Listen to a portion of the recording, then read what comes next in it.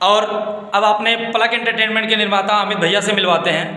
तो भैया कुछ दो शब्द बोलिए। आप सभी अवधि गायक लोगों को मेरे तरफ से प्यार भरा नमस्कार। और मैं ये चाहूँगा, संतोष भाई हमारे बीच बैठे हुए हैं, वो सोनू समरिया को हमारे से मुलाकात कराए थे फर्स्ट टाइम। एक डांस आया था, मेरा एक सॉन्ग आया था गोंडा जिला के गुंडा हुए, तो उस पर इनकी पोस्ट आई कि ये देखिए आपका वायरल हो रहा है। फिर दूसरे दिन भी संतोष भाई की पोस्ट आई, दूसरे तरीके से थी।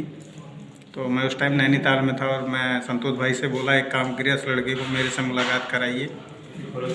उस दिन हमारा बड़ा सौभाग्य था जब भैया का कॉल आया था।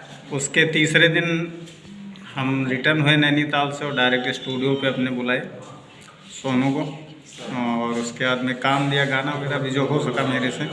इसके लिए बहुत बहुत धन्यवाद देते हैं अपने भैया को, पलक एंटरटेनमेंट निर्माता अमित मिश्रा जी। जितना हो सका उतना प्यार दुलार दे पाए, जितना उतना दिए, और जैसे आप लोग मेरे साथ मेरे ऊपर कृपा बनाए रखें वैसे इनके ऊपर भी बना के रखें। थैंक यू भैया, बहुत बहुत धन्यवाद, दिल से धन्यवाद।